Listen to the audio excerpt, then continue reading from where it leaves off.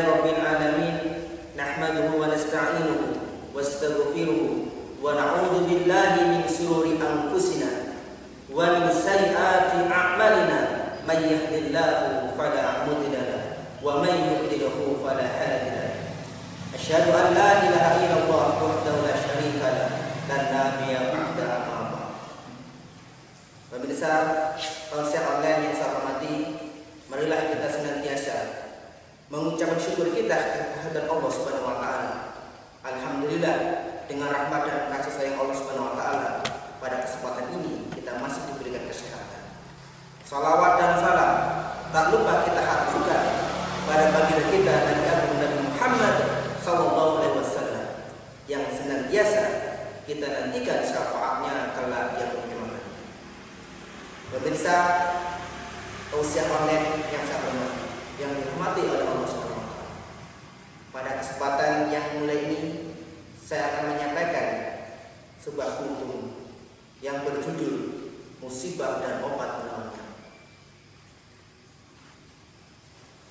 Di negara kita yang kita cintai ini, tentu kita semua sudah menyaksikan begitu banyak musibah-musibah yang Allah berikan, mulai dari virus corona, dari penyakit-penyakit lainnya yang saat ini manusia sedang gencar. Manusia sedang berusaha untuk menyembuhkan suatu penyakit yang saat ini sedang merajalela. Dulu kita ketahui bahwa sebenarnya musibah yang terjadi saat ini tidak lain adalah semua yang datangnya dari Allah Subhanahu wa taala.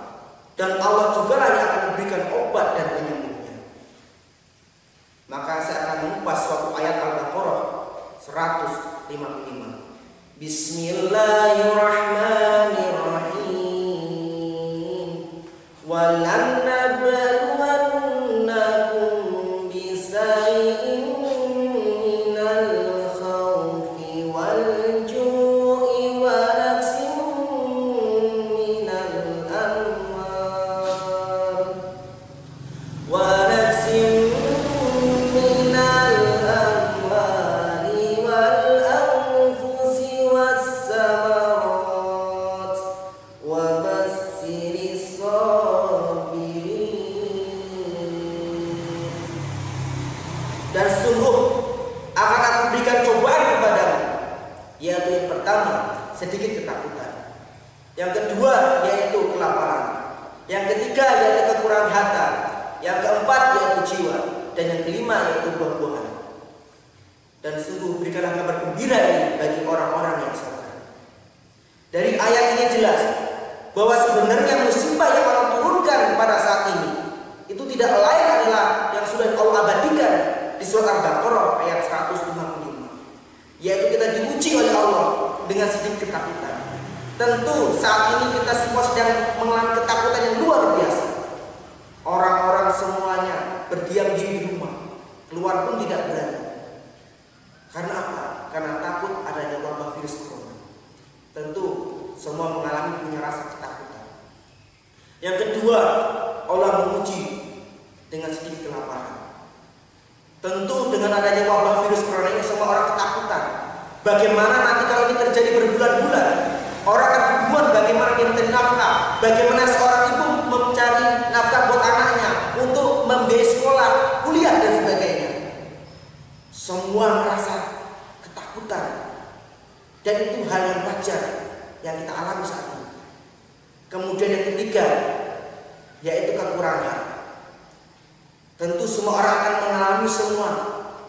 Kalau ini akan berlarut dan dengan waktu yang lama, tentu orang-orang akan ketakutan. Karena apa? Tentu dia akan bagaimana nanti ke depannya. Orang-orang ketakutan, hartanya akan berkurang. Orang-orang yang punya usaha, pedagang asongan, pedagang kecil maupun pengusaha, mereka ketakutan. Karena apa? Kita saksikan pada saat ini banyak orang-orang tidak bisa berjualan. Banyak perusahaan besar-besaran mereka tutup, bahkan banyak karyawan yang PHK. Karena apa? Karena dengan adanya wabah virus corona ini, orang ketakutan. Bagaimana nanti bagaimana ke depannya? Mereka akan merasa kekurangan harta. Karena apa? Ketakutan. Semua mengalami demikian. Kemudian yang keempat yaitu jiwa. Jiwa di sini maksudnya adalah itu yang sakit atau kematian. Tentu semua orang akan merasa ketakutan ketika terkena virus corona. Dalam tubuhnya adalah antara hidup dan mati. Dia ketakutan. Dia akan takut. Bagaimana ini saya? Bagaimana penyakit saya? Apakah bersembuh dan sebagainya? Semua orang akan punya ketakutan yang berlebih. Orang yang sakit juga takut. Orang yang sakit pun akan takut karena berdiam di rumah supaya tidak terkena penyakit virus corona. Kemudian yang kelima yaitu buah-buahan. Buah-buahan di sini maksudnya adalah bencana paceklik dan sebagainya. Tentu kita sudah mengalami bagaimana ketika Indonesia yang mengalami saat ini adalah adanya musim paceklik yang mungkin kemarin terjadi. Untuk di Jogja kita 8 bulan mengalami paceklik, orang akan kesulitan dan merasa kebingungan. Maka tidaklah adalah musibah yang Allah berikan. Memang Allah sudah abadikan di Al-Quran. Maka hanya orang-orang yang sabarlah, kata Allah, orang yang akan menjadi pemenang. Maka orang-orang yang sabarlah, orang-orang yang bisa melalui ini. Karena apa? Allah bersama orang-orang yang sabar. Innallaha ma'as-sabirin.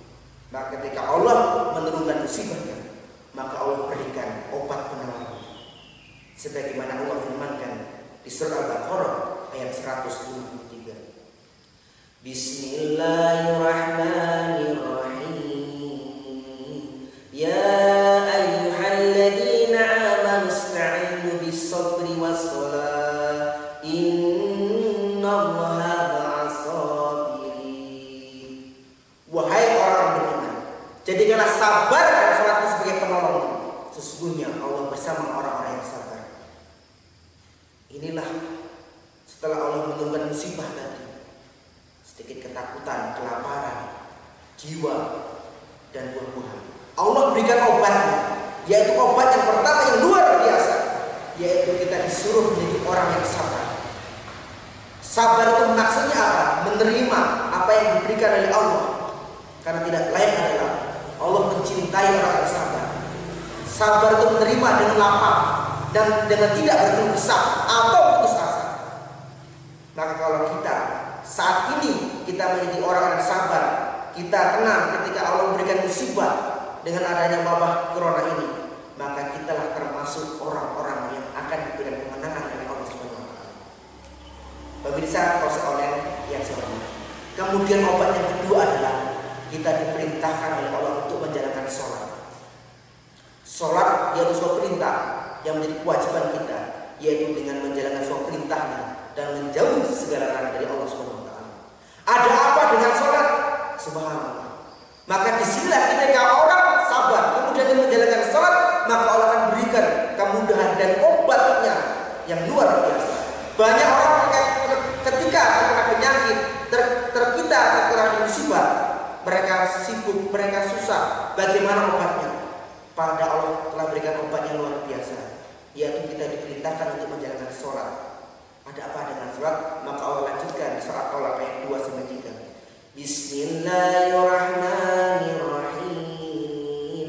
Wa may yattaqillahu yaj'al lahu yakhraja wa yarzuqhu min haitsu la yahtasib.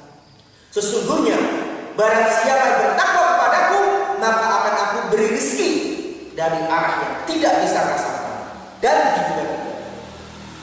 Surat Al-Talaq ayat 2-3. Inilah rahasia. Kenapa kalau kita kena musibah, kena suatu masalah, obatnya sholat. Karena ketika sholat oleh Allah akan kita diberi kemudahan. Bahkan Allah menjanjikan akan diberikan rezeki dari arah yang tidak disangka-sangka dan diduga-duga. Ingat, rezeki yang Allah berikan itu bukan hanya uang, harta yang berlimpah, tapi rezeki yang Allah berikan di sini juga bisa diartikan yaitu kesehatan. Kita dijauhkan dari penyakit. Mungkin penyakit yang saat ini sedang merajalela, yaitu virus corona. Kita harus bersyukur. Inilah obat yang luar biasa yang Allah berikan kepada kita semuanya. Karena apa? Allah bersama orang-orang yang sabar. Ketika orang terkena musibah, kita tidak usah bingung atau gelisah. Ternyata Allah juga sudah memberikan obat yang luar biasa. Dan Allah menurunkan musibah ini juga datangnya dari Allah. Jadi kita tidak usah bingung. Orang sekarang resah gelisah. Allah hanya menurunkan musibah berupa virus yang kecil gak kelihatan. Orang sudah tidak bisa berdaya dengan apapun. Tapi kalau kita orang beriman, insya Allah kita meyakini bahwa datangnya penyakit ini adalah tidak lain Allah yang mendatangkan, dan tidak lain Allah yang memberikan obatnya. Jadi pemirsa, tausiah online yang saya hormati, jadi obat benar yang luar biasa yaitu sabar dan sholat. Maka mari dengan adanya wabah virus corona ini kita semakin dekat dengan Allah. Kita minta sama Allah. Karena apa? Kata Allah, "Falyastajibu." Jika ada hamba-hambaku yang berdoa kepadaku, maka akan aku perkenankan doanya. Surah Al-Baqarah ayat 186. Jadi doa kita itu didengar oleh Allah. Maka yakinlah kita berdoa kepada Allah, apalagi di bulan suci Ramadan. Doa yang mustazab dalam berdoa, maka gunakanlah ini dengan sebaik-baiknya agar kita menjadi orang-orang yang selamat di dunia wal akhirat. Mungkin itu sedikit yang dapat saya sampaikan. Mudah-mudahan kita menjadi orang-orang yang senantiasa sabar dalam menerima apapun yang diberikan oleh Allah. Karena Allah mencintai orang-orang yang sabar. Kita tidak boleh berkeluh kesah. Kita tidak boleh berputus asa. Karena tidak ada gunanya sama sekali. Tapi orang-orang yang sabarlah orang-orang yang akan dicintai oleh Allah Subhanahu wa taala. Mungkin itu saja dari saya yang dapat saya sampaikan. Semoga ada manfaatnya. Cukup sekian. Wassalamualaikum warahmatullahi wabarakatuh.